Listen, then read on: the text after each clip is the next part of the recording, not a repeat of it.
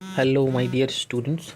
Today we are going to start the human eye and the colorful world, which is the 10th chapter of this NCERT class 10th की.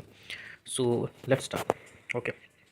देखो human आई के बारे में जब भी हम पढ़ते हैं या ह्यूमन आई का जो ये चैप्टर है इसमें इस चैप्टर को बेसिकली दो पार्ट्स में हम कह सकते हैं कि हम डिवाइड कर सकते हैं. देखो पहले तो आप पढ़ोगे ह्यूमन आई के बारे में, उसके बाद कुछ लाइट्स के इफेक्ट हैं जो आप पढ़ोगे जिसको आपका ह्यूमन आई जो है ना वो सेंस करता है.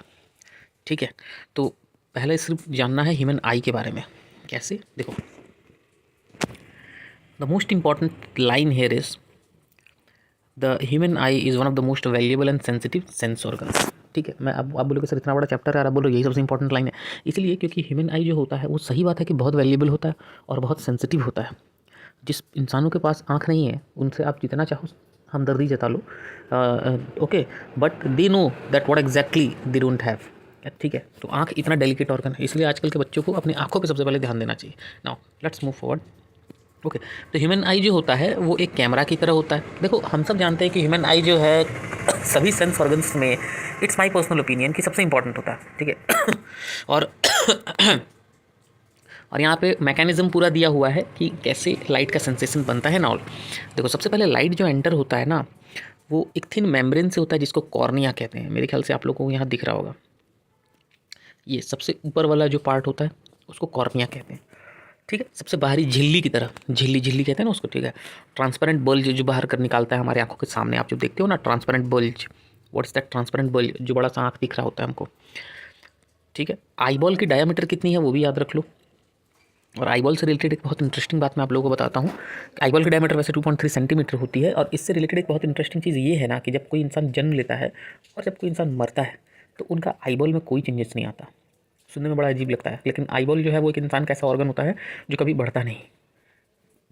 ठीक है, चलो आगे बढ़े ना. और ज़्यादातर most of the refraction of light rays occurs in cornea itself. Okay, right, clear. ये जो लेंस होता है हमारा फोकल लेंथ को एडजस्ट करने में बहुत हेल्प करता है, क्योंकि देखो ये गारंटीड नहीं है ना कि अगर तुम किसी चीज़ को देख रहे हो तो वो ऑब्जेक्ट पास ही होगा, वो दूर भी हो सकता है. तो ये दूरी और पास को एडजस्ट करने में लेंस बहुत हेल्प करता है. ठीक है, तो हमारा जो लेंस होता है यहाँ वैसे लिखा हुआ है क्रिस्टलाइन लेंस. ठीक है, और उसको स्पेसिफिकली अगर हम देखें तो वो एक कॉन्वेक्स लेंस होता है जो हमने पिछले चैप्टर में किया हुआ है. ठीक है, तो मुझे नहीं लगता किसी को इसमें कोई दिक्कत होता होगा. देखो कॉर्निया के पीछे आप लोगों को एक चीज़ दिखता होगा जिसको कहते हैं आइरिस. ठीक है, आइरिस ये दिख रहा है, iris.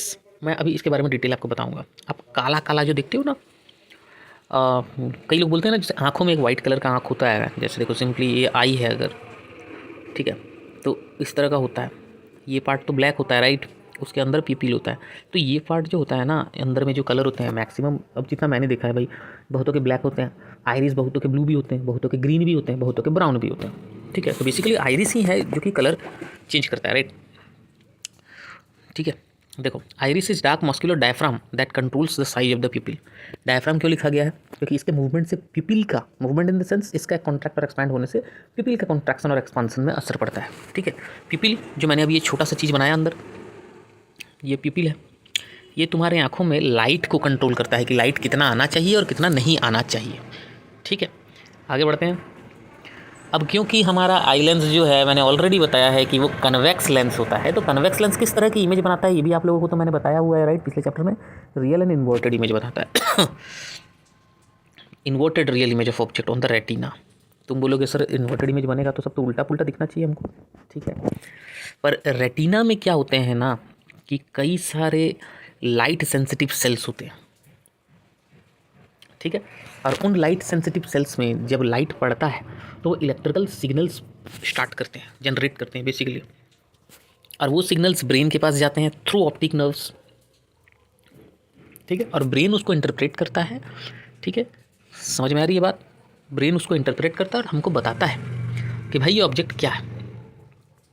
We are able to perceive the object through brain, right. हाँ, तो मैं ये बोल रहा था कि रेटिना में अगर उल्टा इमेज बनता है तो वो उल्टा क्यों नहीं दिखाई देता है. देखो इमेज भले ही बाहर हमको जो इमेज बनाना होता है वो रेटिना में तो ऑब्वियसली उल्टा इमेज ही बनेगा. ठीक है, उल्टा इमेज ही बनेगा, ये मैं उल्टा बना रहा हूँ ना, पर ऑप्टिक नर्व उसको सीधा करके प्रोसेस करता है और ब्रेन के पास भेजता है. ठीक है, तो वो बेसिकली इंटरनल बातें ऑप्टिक नर्व जो होती है वो इमेज को स्ट्रेट करके, या हमारा ब्रेन आप कह सकते हो कि वो स्ट्रेट करके ही परसीव करता है और हमें उसका इन्फॉर्मेशन देता है। करेक्ट है।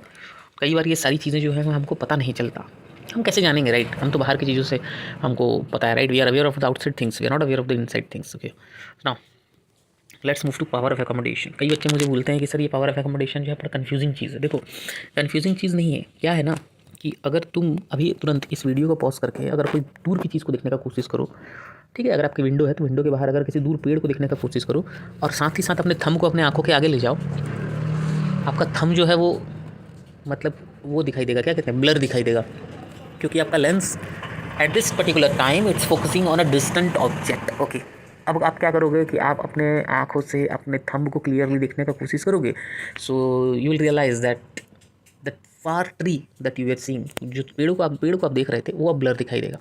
समझ में आ रही है बात? तो राइट, इसका मतलब क्या है, let me explain you in detail. The change in the curvature of eye lens can change it's focal length. अगर हम दूर की चीज़ों को देखते हैं हमको फोकल लेंथ लंबा चाहिए, पास की चीज़ों को देखेंगे हमको फोकल लेंथ छोटा चाहिए, ठीक है। और ये बहुत इंपॉर्टेंट है कि सिलेरी मसल्स, इसके बारे में शायद मैंने आप लोगों के बारे में नहीं बताया। ये देखो, ये जो सिलेरी मसल्स हैं, कहा यस, ये जो सिलेरी मसल्स हैं लेंस के कॉर्नर में, ये बहुत इंपॉर्टेंट होते हैं क्योंकि ये ही लेंस को कॉन्ट्रैक्ट या एक्सपांड करते हैं। देखो, कॉन्ट्रैक्ट करेंगे अगर दोनों तरफ से प्रेस करेंगे तो लेंस तो मोटा होगा, लेंस मोटा होगा तो उसकी फोकल लेंथ छोटा हो जाएगा, ठीक है।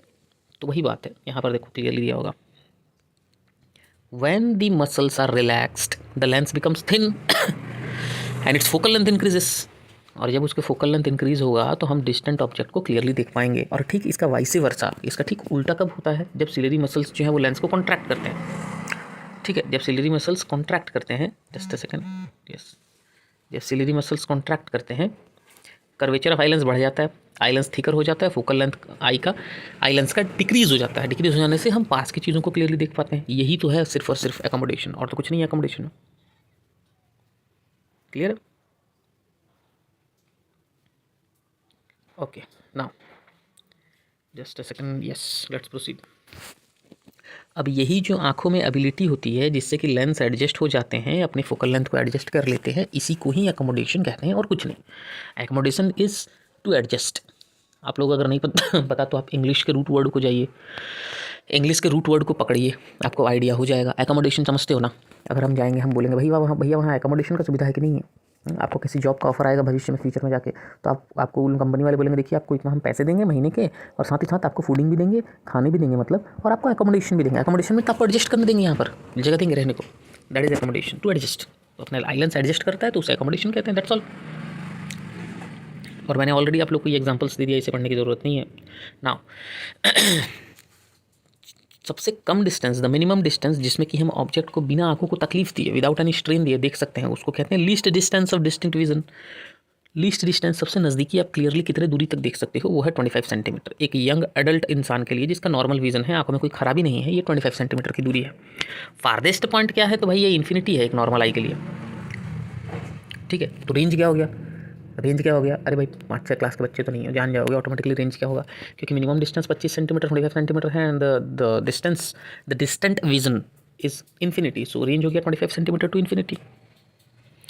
आप यहाँ पर आसानी से चाहो तो वीडियो को पॉज कर करके नोट्स बना सकते हो, क्योंकि मैं जिन चीज़ों को अंडरलाइन कर रहा हूँ वही नोट्स है, ठीक है। सेपरेट नोट्स बनाना चाहो तो बना सकते हो, वरना इस वीडियो को देख देख के नोट्स बना सकते हो, दैट्स नॉट अ प्रॉब्लम।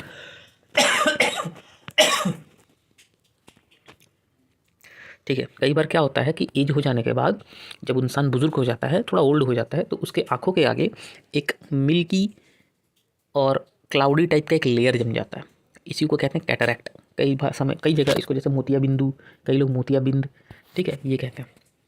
इसमें दिक्कत बहुत होता है क्योंकि ये पार्शियल लॉस कर सकता है आपके विज़न को, या कंप्लीट लॉस भी कर सकता है।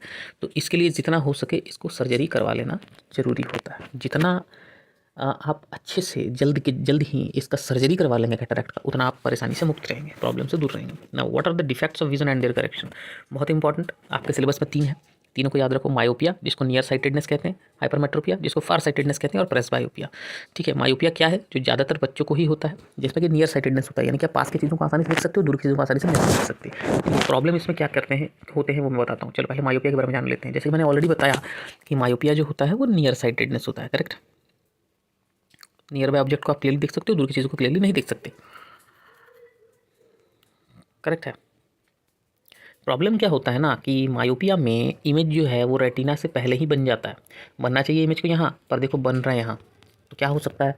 हो सकता है हमारा लेंस मोटा हो गया हो, उसका कर्वेचर जो है वो काफ़ी बढ़ गया हो और वो पास में ही इमेज बना दे रहा हो, ये प्रॉब्लम हो सकता है। दूसरा प्रॉब्लम क्या हो सकता है? दो रीज़न है, मैं यहाँ लिख दे रहा हूँ, मैंने अंडरलाइन कर दे रहा हूँ। Due to excessive curvature of eye lens, पास में ही इमेज बन जा रहा है। दूसरा हो सकता है कि आपका आई बॉल बड़ा हो गया है। अगर आपका आई बॉल बड़ा हो गया है तो ऑटोमेटिकली आपका रेटिना दूर चला जाएगा, इमेज जो है वो सामने बन जाएगा। समझ पा रहे हो? इस तरह का। ठीक है, अब इसको करेक्ट कैसे करें भाई? देखो, हमको इमेज को यहाँ नहीं फॉर्म करना, बल्कि हमको रेटिना में फॉर्म करना है, राइट। इसके लिए हम चाहेंगे कुछ ऐसा लेंस लगाना जो कि रेज को और डाइवर्ज करे और दूर भेजे। पिछले चैप्टर में आप लोगों ने पढ़ा है concave lens is the diverging lens. तो हम कनकेव लेंस का इस्तेमाल करते हैं मायोपिया की प्रॉब्लम को करेक्ट करने के लिए, जिसमें कि इमेज जो है रेटिना में बनने लगेगा और हमको ठीक ठीक दिखने लगेगा। That's all. I think there is no doubt in this now. Let's proceed. Hypermetropia में देखो, हाइपरमेट्रोपिया को कहा जाता है फार साइटेडनेस, क्योंकि यहाँ पर दूर की चीज़ें ठीक दिखाई देती हैं और पास की चीज़ें ठीक नहीं दिखाई देती। ये ज़्यादातर ना बच्चों को नहीं होता, ये ज़्यादातर थोड़े से मतलब एडल्ट लोगों को होता है। एडल्ट भी हम नहीं कह सकते, जब आप मिडिल एज में पहुँच जाते हो, यानी कि मोर देन 40 मेरे हिसाब से ये एज है। 40 के ऊपर अगर आप चले जाते हो तब जाके आपको चांसेस बढ़ जाते हैं कि आपको हाइपरमेट्रोपिया होगी। ठीक है, तो इसमें क्या होता है कि आपका जो,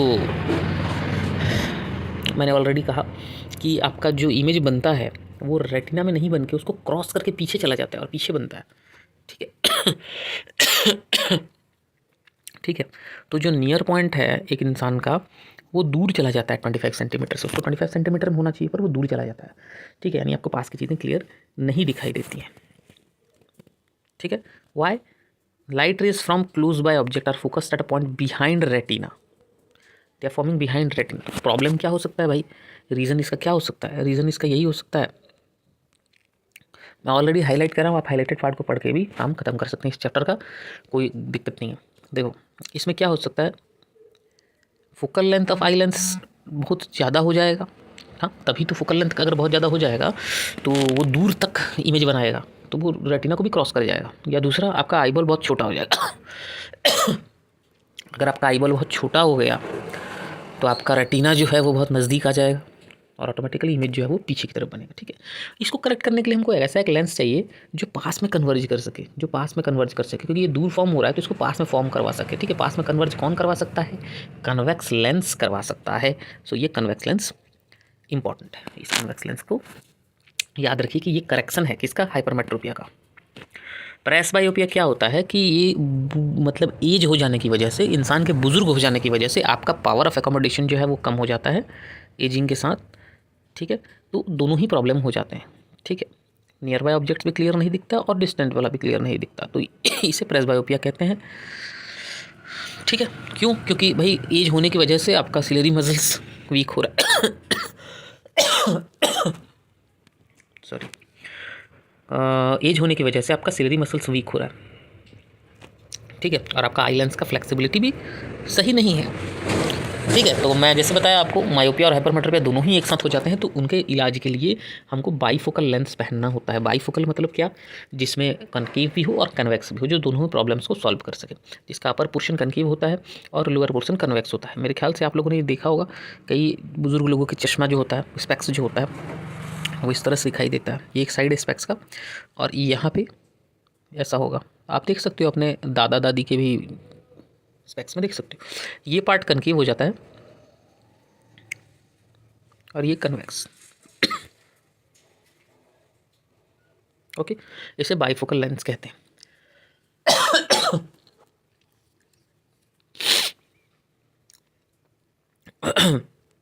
okay, sorry. What is meant by power of accommodation of the eye? तो बहुत आसान सवाल है। Power of accommodation is the ability to adjust the focal length of the eye lens, okay, according to far objects and near objects. ठीक है, ability of eye lens to focus, that is power of accommodation. एक person है जो myopic eye है, can not see objects beyond 1.2 metre, ठीक है, नहीं देख पा रहा है 1.2 मीटर से अबव, आगे sorry beyond. What should be the type of corrective lens use to restore proper vision. देखो मायोपिक आई में मैंने ऑलरेडी बताया था कि आप लोगों को एक कनकेव लेंस चाहिए होता है जो कि आपके डिस्टेंस प्रॉब्लम को ठीक कर सके, that's all. What is the far point and near point of a human eye with normal vision. देखो नियर पॉइंट मैंने बता दिया था 25 सेंटीमीटर और far point infinity. Student has difficulty reading the black board while sitting in the last row, मतलब देख नहीं पा रहा है दूर। What could be the defect? Obviously myopia. The child is suffering from. How can it be corrected? Same question को बार बार repeat किया गया है। वो करेक्ट होगा कनकेव लेंस पहनने से ऑफ एप्रोप्रिएट पावर ऑब्वियसली। ठीक है, आगे बढ़े। Refraction of light through a prism, ये जो पार्ट है ये ह्यूमन आई से हट गया अब। ठीक है, तो एक काम करते हैं इस वीडियो को दो पार्ट में रखते हैं, एक पार्ट ह्यूमन आई और इस वीडियो का सेकंड पार्ट जो होगा वो होगा हमारा refraction of light through prism and the latter part the rest part of the chapter. Okay then, I hope you understood till now. Bye bye, we will meet soon in the next video.